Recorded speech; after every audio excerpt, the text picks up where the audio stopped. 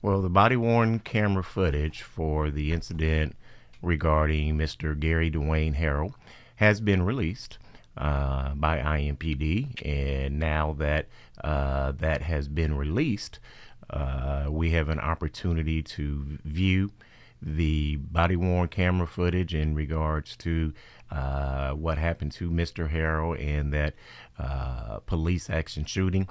On tonight's Concerned Clergy radio show, we're going to hopefully lay some foundation for exactly what the situation was, hopefully help inform as well, educate, provide processes as well for the community to understand. So we're going to do that on tonight, and as we do that, we ask that you pray with us as we continue to lift up the Harrell family in prayer.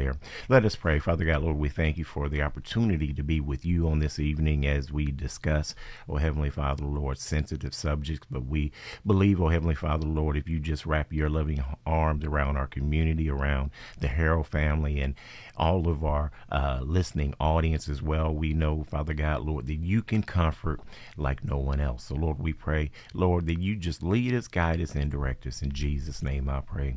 Amen. My Reverend Tony Alexander, and I'm joined by the president of the Concerned Clergy, Pastor Green. How you doing this evening? I'm doing good, Reverend Alexander. Good to be with you. Good to be with all our listeners and followers on tonight. And good to have our own Marion County Prosecutor, Mr. Ryan Mears, with us tonight as well. Yeah, we're going to go ahead and get in our prosecutor. He's been willing to come on this late evening and share with us.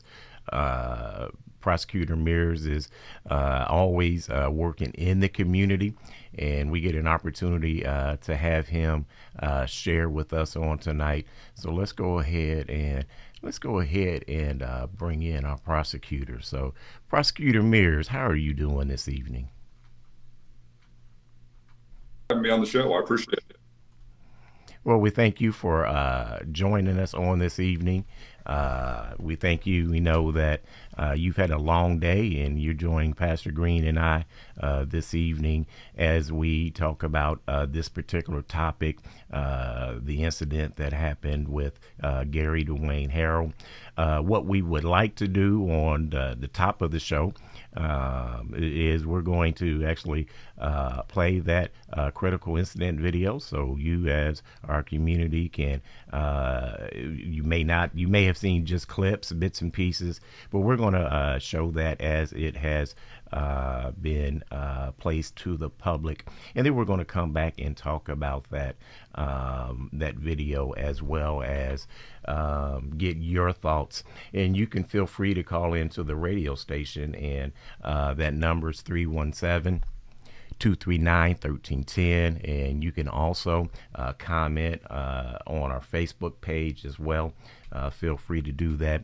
But let's go ahead and once again, we're getting ready to look at the video footage for the incident that happened on August the 3rd. That was an officer-involved shooting that led to the death of Gary Dwayne Harrell. And as we view that, once again, let's continue to lift up the family in prayer.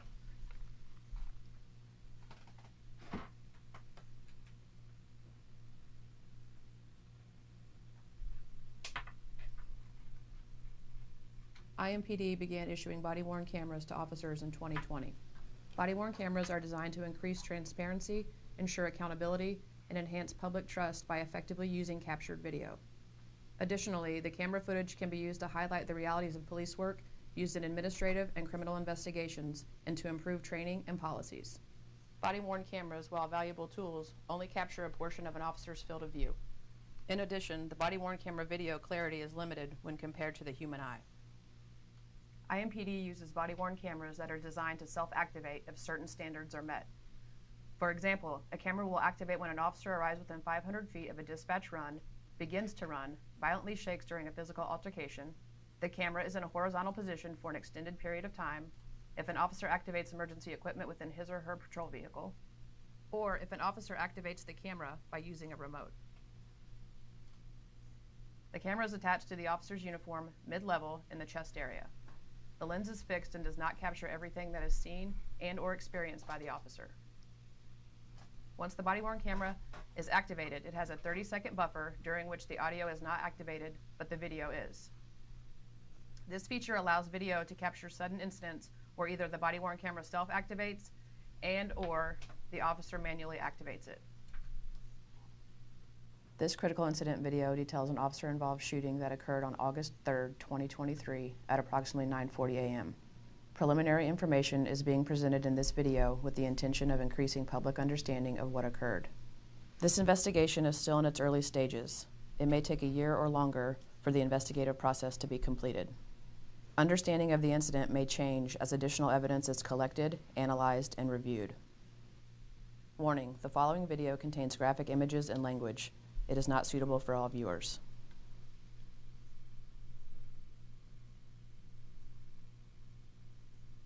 On Thursday, August 3, 2023, at approximately 9:40 a.m., IMPD North District Officer Douglas Carell conducted a traffic investigation in the 3400 block of North Parker Avenue. The driver, later identified as 49-year-old Gary Harrell, exited his vehicle before Officer Carell exited his patrol car. Mr. Harrell began a brief verbal exchange with Officer Carell, and then he walked back to the driver's seat of his vehicle. Officer Carell told him not to re-enter his car, but Mr. Harrell re-entered his vehicle. Mr. Harrell emerged from his car holding a handgun in his right hand and then ran. A short foot pursuit followed as Mr. Harrell ran with a handgun in his right hand and a cell phone in his left hand. Officer Carell gave verbal commands to Mr. Harrell to stop it, drop it. Officer Carell discharged his service weapon twice, striking Mr. Harrell once.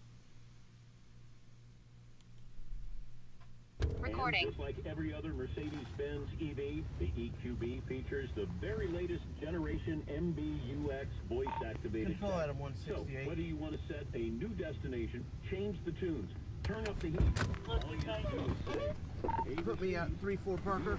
What are you doing? the feeling is all the same. 9:39. I thought I was going to hit her. I was whooping like that. You got your driver's license, Andy? I just came off of prison. All right. Hold on. Don't come out here and talk with me. Come out here and talk with me. Come out of the second car. Still the party back very quick at Parker. Man, stop. What I'm doing? Foot pursuit, eastbound 3. Stop it! Drop it! Just on Road, South Side, 34th and Parker. You listen back. 26 showing up. Hold on. Control item 168, officer involved shooting. Stand by, medics. It's not secure. The following is a portion of the previous video that has been paused, magnified, and highlighted. It shows Mr. Harrell as he reached into a compartment and retrieved the handgun. Holding the gun in his right hand, Mr. Harrell then ran from the officer. Mr. Harrell had the handgun in his right hand when Officer Carell fired his duty weapon. Mr. Harrell then dropped the handgun on the driveway. Come out here and talk with me. Come out here and talk with me. Come out of the second car. Still the party back very quick at Parker.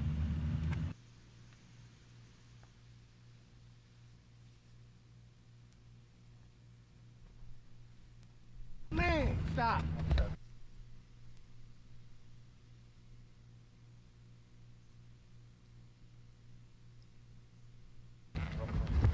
What I'm doing? Foot pursuit, eastbound 3.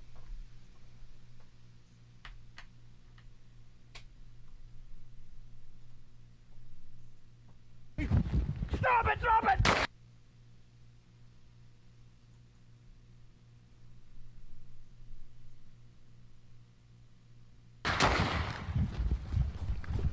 Just on Road, South Side.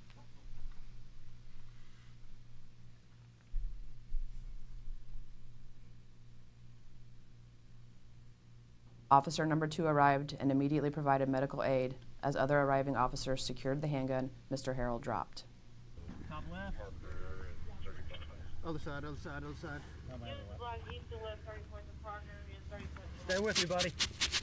Stay with me. Officers continued medical aid until the arrival of Indianapolis Emergency Medical Services. Mr. Harrell was transported to Methodist Hospital, where he was pronounced deceased. A 5-shot .357 revolver was located where Mr. Harrell dropped it on the driveway. The gun was loaded with 5 rounds. Officers canvassed the area in the direction where shots were fired. No officers or uninvolved citizens were injured during this incident. The incident is being investigated by IMPD's Critical Incident Response Team. A separate and independent investigation will be conducted by IMPD's Internal Affairs Unit to ensure compliance with department policy. The Marion County Prosecutor's Office is being consulted throughout the investigative process. This incident will be reviewed by the Civilian Majority Use of Force Review Board. This occurs after the conclusion of the criminal process.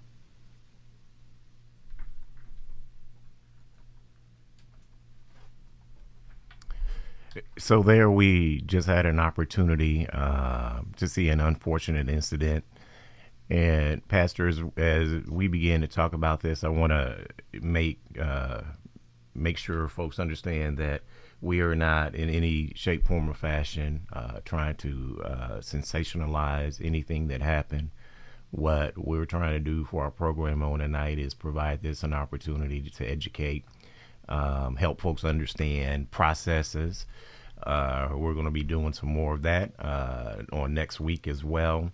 But on tonight, just so folks, understand where you can see footage such as that, when there are incidents that are critical, and that IMPD has released footage, you can go to IMPD TV.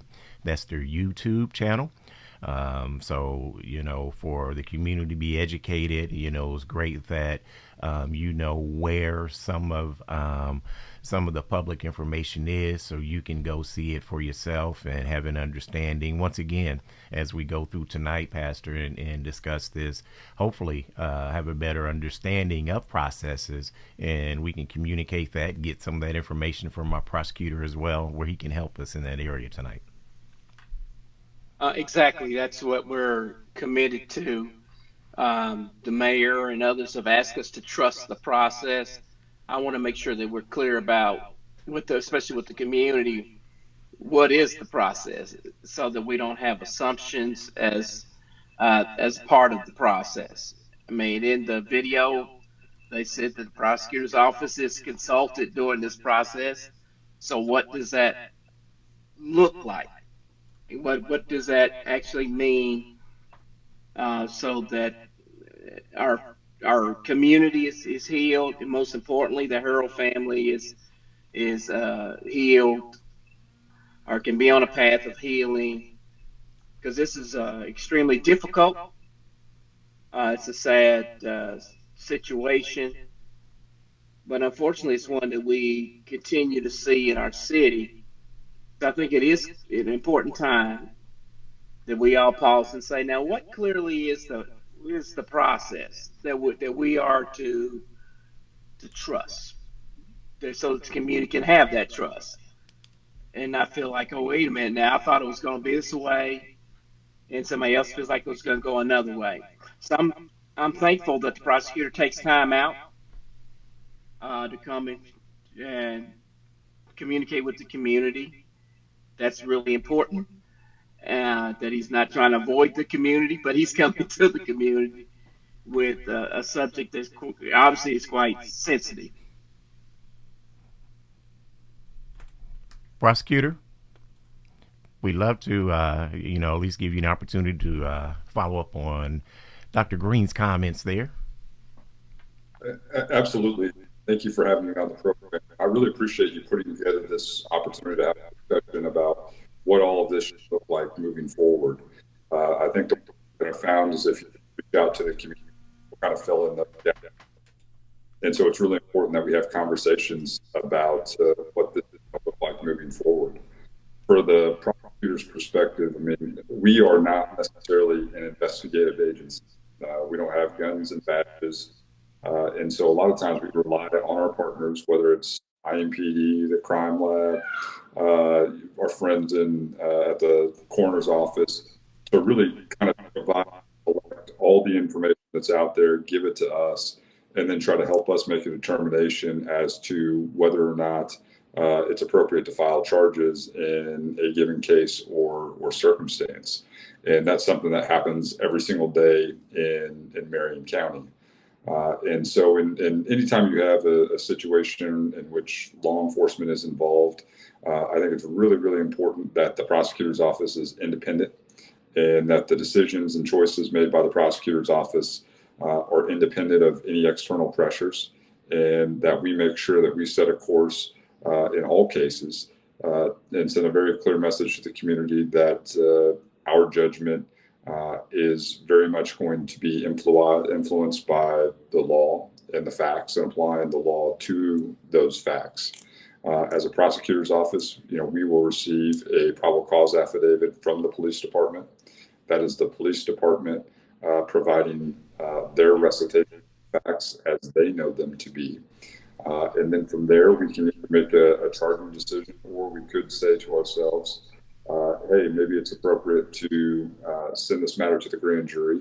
And one of the benefits, and I'm just speaking generally here on the grand jury, but a grand jury process, number one, allows people to come forward and provide information about what took place. The people who are on the grand jury, if they have questions or if they want witnesses to come before them, or if they have maybe unanswered questions, they're free to ask those. And it really provides an opportunity for people to come in and kind of share what took place without kind of that pressure, because the grand jury proceedings are confidential. You can never talk about who appears before the grand jury, what was said before the grand jury. And it's really a commonly utilized tool across this country, is to convene grand juries, bring people in, and then leave it up to 6 individuals to decide, hey, is it appropriate to file charges or not? And I think that's something that you see more and more in this country. And I think the grand juries are maybe at the top of everybody's mind, because of everything that President Trump is involved in right now involves a grand jury. And the prosecutor in Atlanta convened a grand jury, and that grand jury was very active and made a decision, and now we have charges. And so there's a number of options available.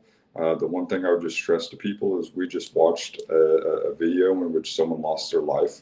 I appreciate the comments about not trying to sensationalize it. It's also very important that we never lose sight of the fact that somebody lost their life. And we have a family that is devastated and is grieving by what took place. And we can never trivialize that loss. And I just think it's really important that all of us keep that in mind as we move forward with this process. We are talking about someone who lost their life. Absolutely. We do have a couple callers. Let's go ahead and get them in. Let's go ahead. We got Larry, and then we'll go ahead and take Mayhem after Larry.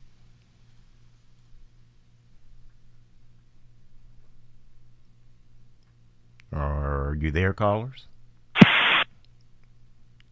Hello? Hello there. Who do we have?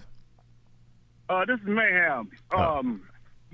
I keep hearing transparency and trust the system. I trust either one.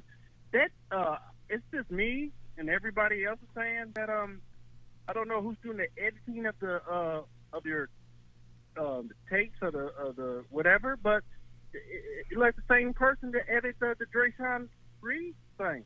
I mean, somebody is chopping these videos up, and I know they gonna say they're not, but we can tell. And how can we trust it when we can get the original tape? That tape is very topped up. Have a good one. Thanks. All right. Is Larry there also?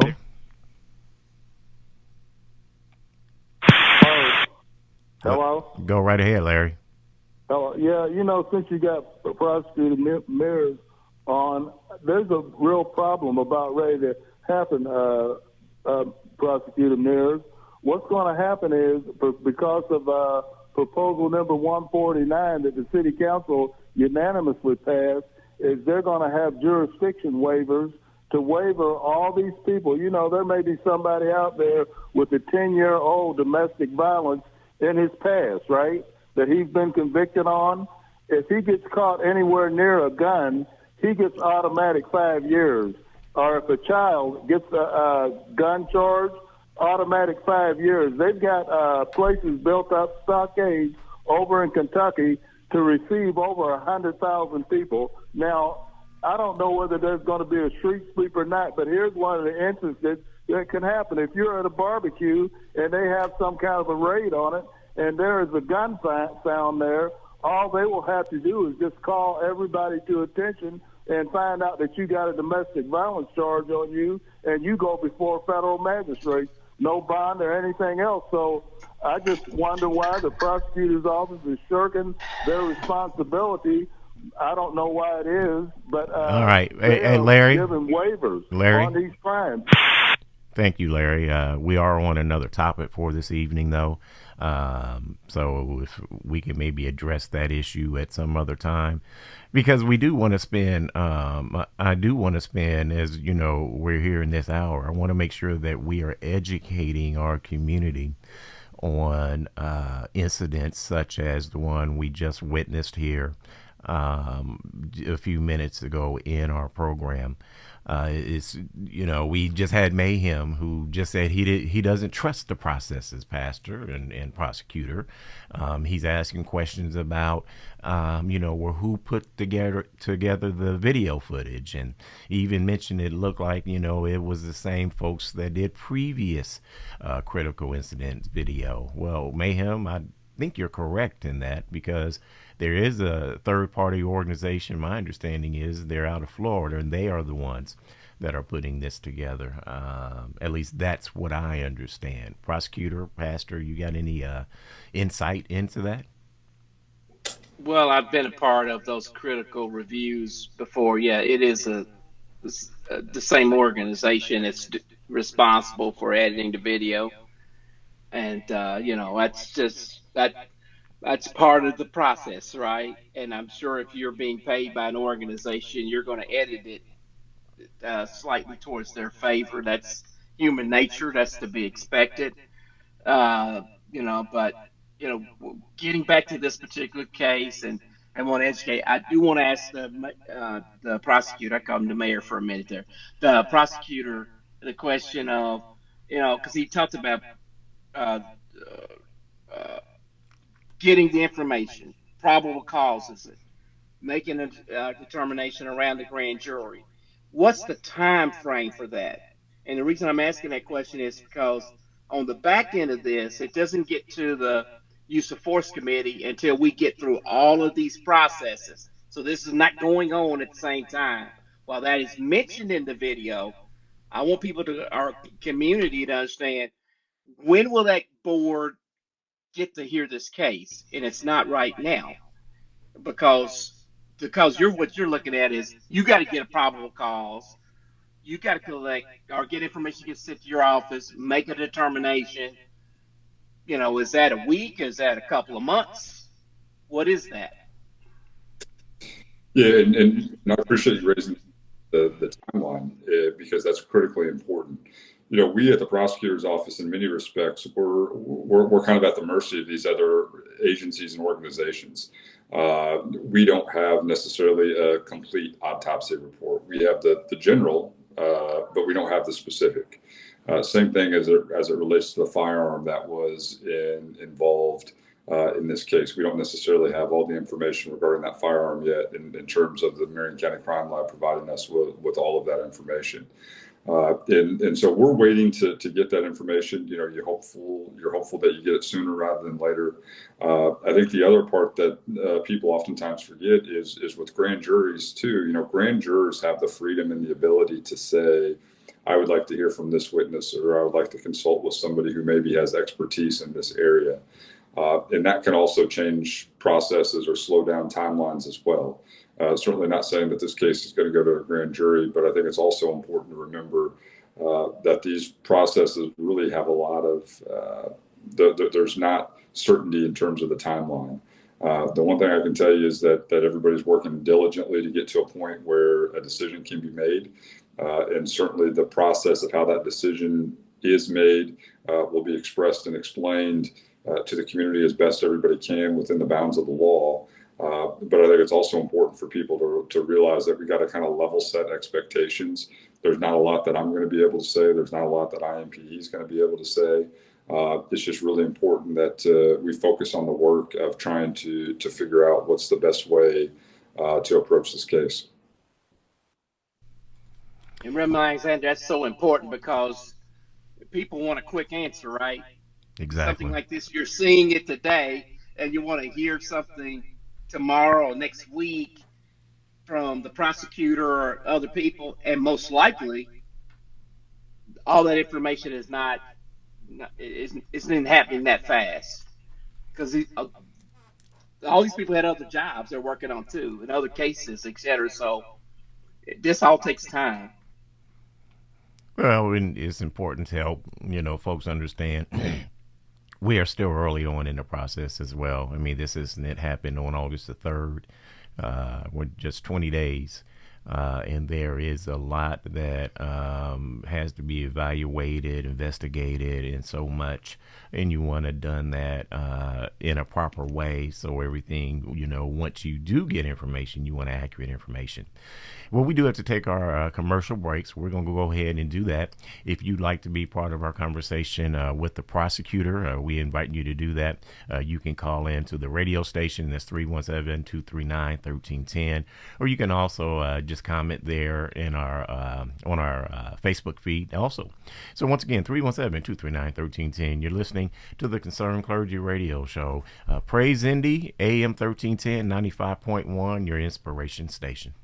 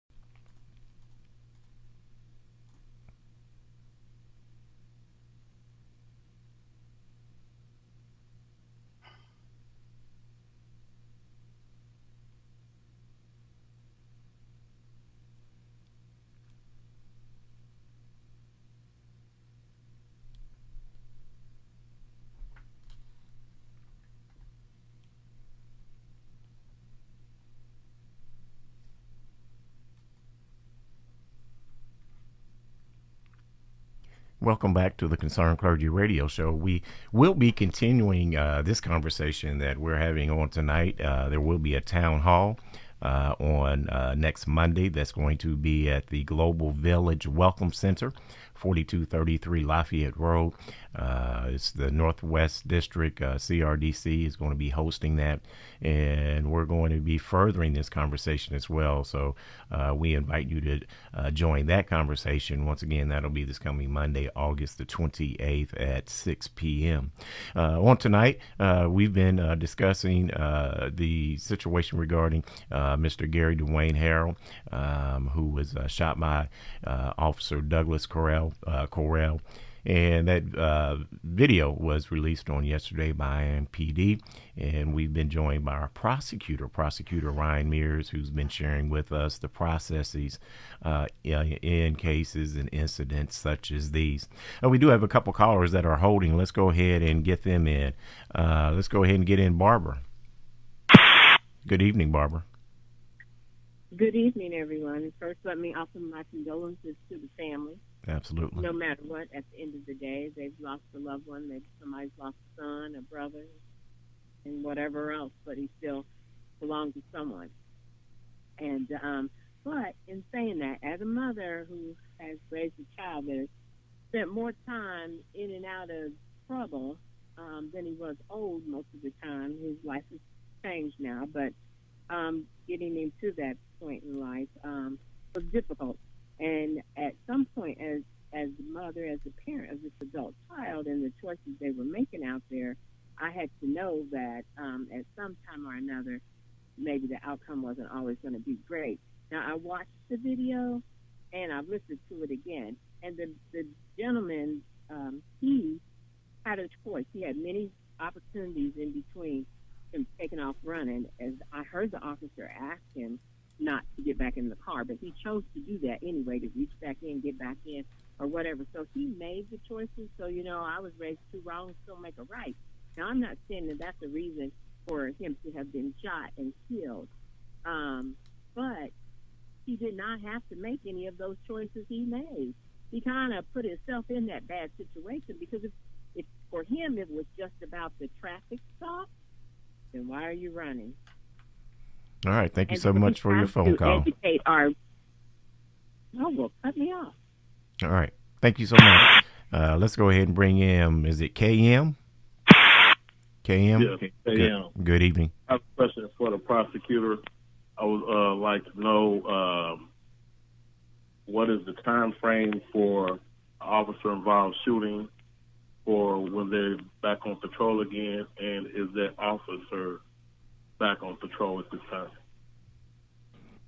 All right, thank you so much for your call, KM. We'll go ahead and allow the prosecutor to answer the question. Yeah, good question. I don't really have anything to do with that. That's ultimately a determination to be made by the chief. Typically in these situations, what the chief does is they'll put someone on administrative leave. That means they are still being paid as they're on administrative leave, but they would not be back out on that district responding to runs and doing things of that nature. I'm not sure exactly what the responsibilities are when they're on paid administrative leave, but they would not be responding to runs and doing things like that. Ultimately, it's up to the chief to decide, hey, I think you can, respond to runs and be active again. That's certainly within the chief's rights. One of the things that, and not necessarily saying in this case, but just generally speaking, I think it's important to recognize that if you're charged with a felony, you are not permitted to have a firearm. And so if an individual is charged with a felony, they would not have access to a firearm. And if they did, they would be committing a separate crime. And so because of that, that oftentimes when individuals are charged limits their ability to serve as police officers.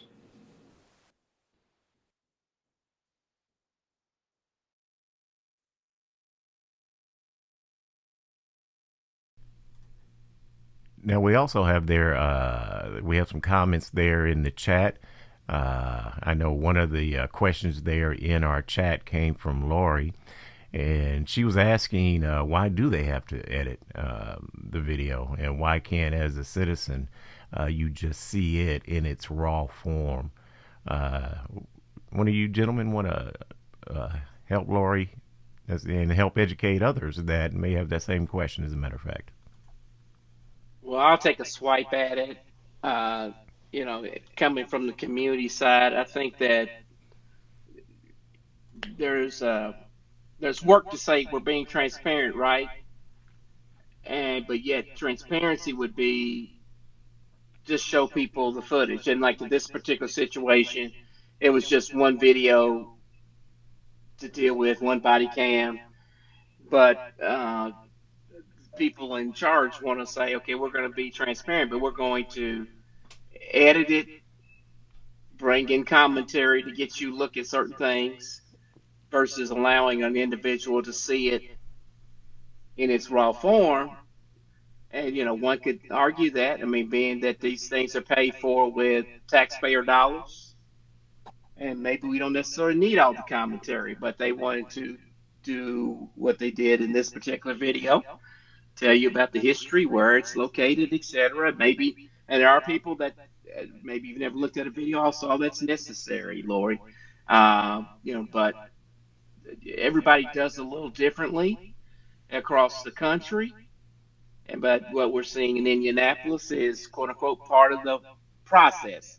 So if we, as a community members, if we have concerns about the process, this is the time, in my opinion, that you weigh in about the process. That's why we're doing this tonight. We want you to understand here, this edited video is part of the process. Now, if we want something different, I believe this is the time where we speak up and say, and we'd like to see this process modified, or we'd like to see, I mean, not only do you question it being edited, but you might say, well, why did it take so long? Could we have done this last week? Or could we have done this 2 days after the event? Or are they trying to control the emotions of the community? And so some of these things may be politicized, and versus like, this is about the community. So I'll throw that in the hat as possible rationale as to why we get there. And I'll leave the legal question about the law shooting a person in the back to the attorney in the room, Prosecutor Mears. Well, I don't know if I have an answer for that. I do know this. Your background's in computer science, so I think we should contract with Dr. to edit the video. And I'm local. And I'm local. You don't have to go to Florida. I'm local. And Reverend Alexander's got a great voice. He can narrate. And I saved some money, and we've reduced the turnaround time, and everybody would be happy. That's a good idea. Well, Prosecutor, we do have a question that is on the table there. Anything that that you can weigh in at all, and I know there's going to be various factors that affect that question there. But is there anything that you can weigh in to maybe assist the community in that question? Because I think that does come up frequently. Just the fact that someone was shot in the back as they were running. Anything you can help us to understand that? Well, just speaking from a very general perspective, when we talk about the issue of whether or not someone has the right to use force, the standard's really very simple. It's was it reasonable under the circumstances? Are there situations where you can think, hey, a jury or a grand jury would find that force would be reasonable if someone shot in the back? Yeah. I mean, we've had domestic violence cases where a person has undergone violence from a partner, and the partner turns and says, I'm going to get my gun. They know that gun's there, and the person shoots him in the back before they can grab the gun. And juries have held, and grand juries have found that that's reasonable under the circumstance. And so the legal standard when we talk about these issues is really straightforward. Is it reasonable under the circumstances? And really that's the guiding principle as you walk through these situations is was someone's conduct reasonable or not? And I think a lot of times as attorneys, people try to overcomplicate issues like self-defense and use of force. But ultimately at the end of the day, when the grand jury or the jury is given an instruction at trial, it centers on that idea of reasonableness. And what is reasonable in a community is ultimately determined by the people. There have been cases where I've thought, hey, this person should absolutely be found guilty of a crime. And the community has said, no, we think that's self-defense. We found that their actions were reasonable. And so I think that's one of the great things about our system is the community gets to set that standard and say, hey, this is what we think is reasonable or not. It's not up to any one person. It's not up to any one judge. It really does rely on people in the community coming in and saying, this is what we think is reasonable under the circumstances. But when we say the circumstances, we mean every fact that's available for a person to consider. And I think in that vein, that I think that highlights Prosecutor Mears and Pastor Green the importance of jury service, being part of that community that Prosecutor Mears is speaking of, is lending your service to roles, especially in jury service. That's where your voice and your vote literally does count. And you're just one of a few when you're in those jury rooms. We do have to go to our break, so let's go ahead and do that. If you'd like to be part of our conversation, you can call into the radio station 317-239-1310. You're listening to Praise Indy, AM 1310, 95.1, your inspiration station.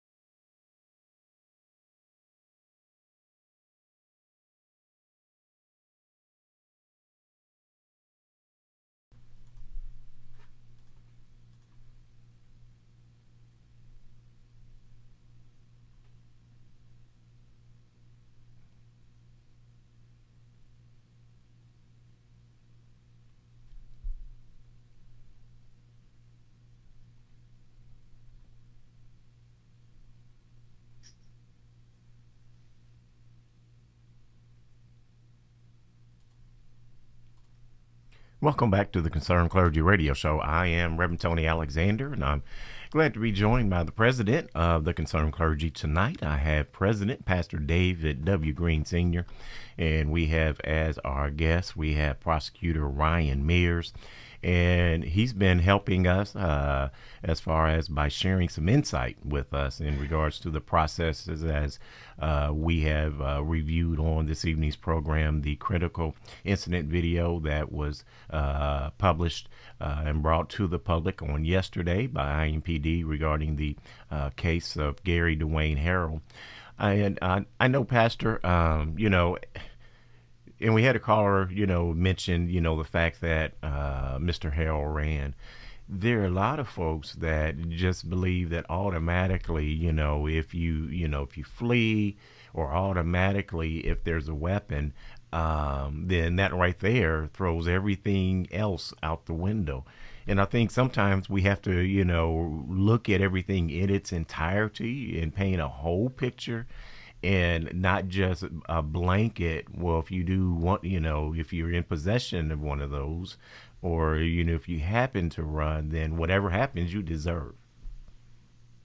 Well, I guess what would be concerning for me is, first of all, Gary's not the first person to ever run. uh, and all the people who ran have not all been shot in the back. So that's an established. That's just a fact of reality. So should he have ran? Obviously, we'll say everybody knows he shouldn't have done that. The family stated that. Other people have stated that. We know you want to teach people not to run, but unfortunately, we've seen not only locally and across the country, people, especially people of color, they take off running. And some have ran with no weapon, some ran with a weapon, but they took off running because of police relationships, etc. Fear set in, and they took off for whatever reason. Now, I don't advocate that at all because something bad can generally happen, so you don't want to do that. But if somebody did take off running, and the professional at the scene is the police officer. He's the professional at the scene. So how do you deal with that? How you deal with that is key. And so, do you want him shooting somebody in the back that's fleeing, or do you want to see that handled differently? That's something the community needs to address.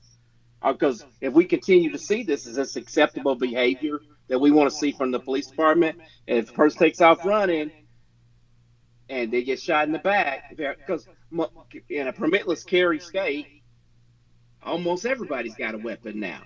Whether you grab it or whatever, they have a weapon. So that could easily be said, well, so and so had a weapon. Well, a lot of people in Indiana, a permitless carry state, gonna have a weapon. I don't want to, me personally, I don't want to see that as a rationale to say I can pull the trigger. And so I think we need to take a look at this. It's extremely important to say what is it we want out of the people with the responsibility to protect and serve in our community. Because we're always going to go to that.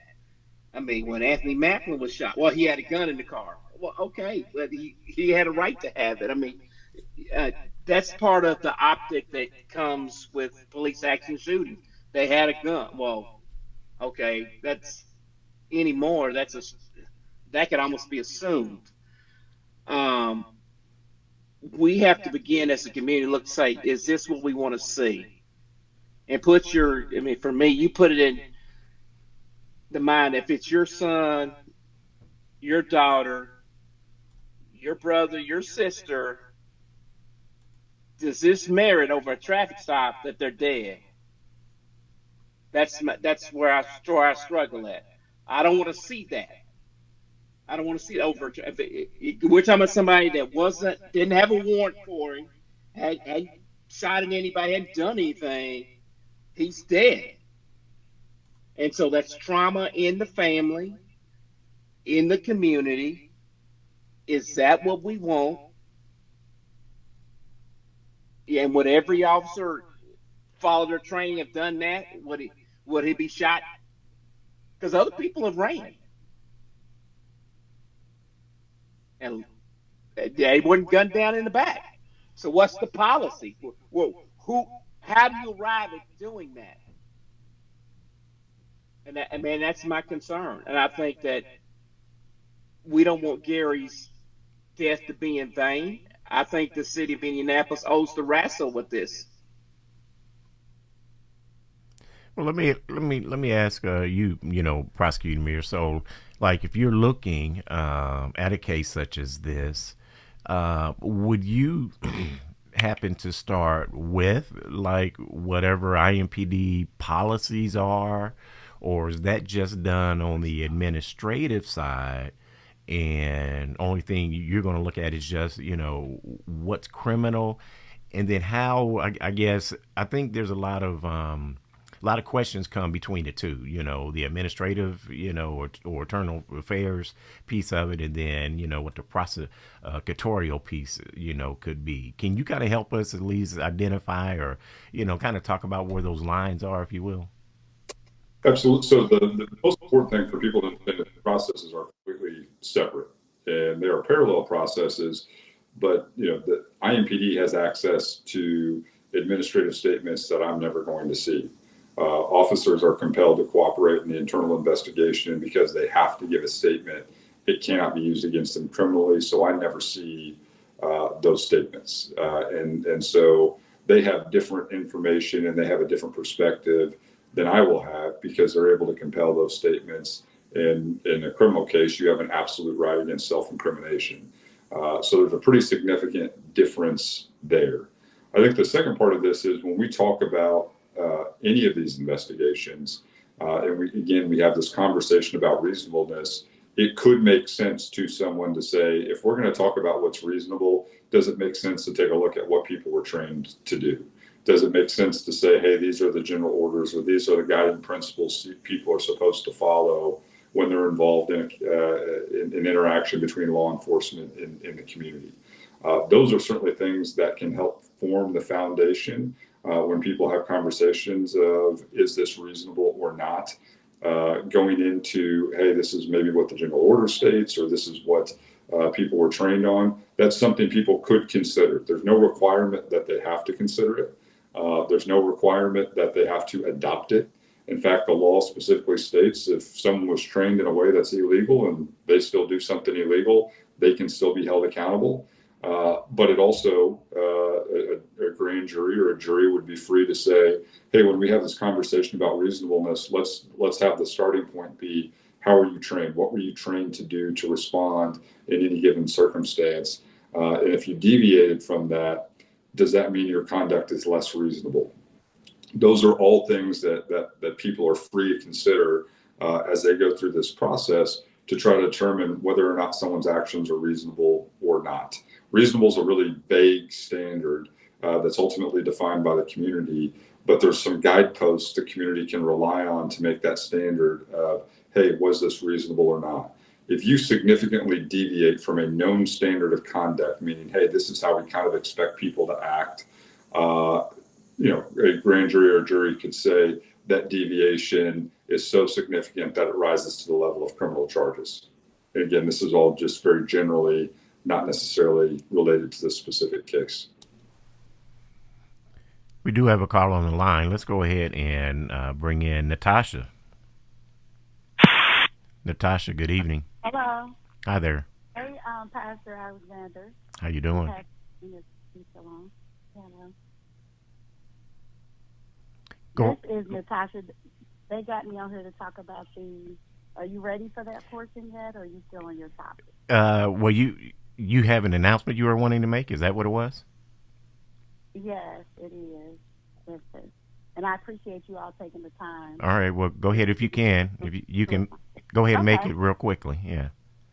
Okay. The National Faith HIV/AIDS Awareness Day is coming up this coming Tuesday, which is August the 29th. And we're going to have a gospel fest at the Caring Place Church located at 2901 North Post Road. Doors are open at 6. The show starts at 6:30. We have gospel artists, Stellar Award-winning Bacardi Cortez. We have Antoine Jenkins and Campfire. We have Judah Band, Randy Weston and Judah Band, Eastern Star Baptist Church Choir. But most importantly, we have Dr. Joyce Turner Keller, which is coming from Baton Rouge, Louisiana, and she's going to talk about, she is an African-American heterosexual woman who is in ministry, who's also living with the virus. So we just want the community to come out. It's a totally free event. And so we just wanted to make sure that people knew that they could come out and just enjoy themselves and learn more about how to eliminate stigma regarding HIV in our community. All right. All right. Well, appreciate you for sharing that with us and continue to listen. So we want to thank Prosecutor Mears once again for coming on and sharing with us on tonight. Before we let him go, Pastor, you got anything else for our prosecutor? No, I just thank the prosecutor for coming and sharing, and he'll certainly be in our prayers as he has to again navigate a very difficult situation that's impacting our city. So you need great leaders in a time like this, as you're going through such a traumatic situation. And I do want the community to be aware also. We've announced earlier in the program that on this coming Monday, There will be a town hall where we will continue this conversation. Once again, it's about providing information, understanding of policies and procedures. One of the things that our prosecutor mentioned on tonight is looking at that as a community. And this is a great time to do that, to weigh in, to hear. The prosecutor, your office will be represented there as well. That's correct? Absolutely. Okay, so prosecutor's office will be there. We'll also have law enforcement there. We'll have definitely community members, and that's going to be this coming Monday at the Global Village Welcome Center, 6 p.m., Monday, August 28th. And what we hope and continue this dialogue, Pastor, because we know that we're seeing incidents such as these and even others that maybe the community needs to come together more frequently so that we can help determine how we move forward and make our community the best community that we can. And without a doubt, we want the community to understand the process, understand the timing of things, so they won't have wrong expectations.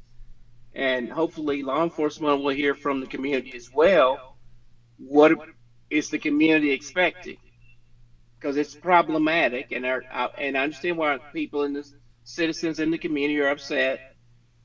You got a young man who was shot in the back, and so when you think through things historically in the past, as was noted in one of the Facebook posts, we can't just shoot a robber in the back that's running away. You're going to probably go to jail for that. And so if we have that as a guideline, then what makes the one with the police officer different? How do you explain that? And we better start having those communications, because if not, then these things just blow up down the road, and then it gets extremely ugly because it happens again and again, and that's a problem. Well, hopefully and prayerfully, we can do all we can by having the conversation, allowing the community to weigh in, having law enforcement and a prosecutor's office there joining us, where we can all be problem solvers.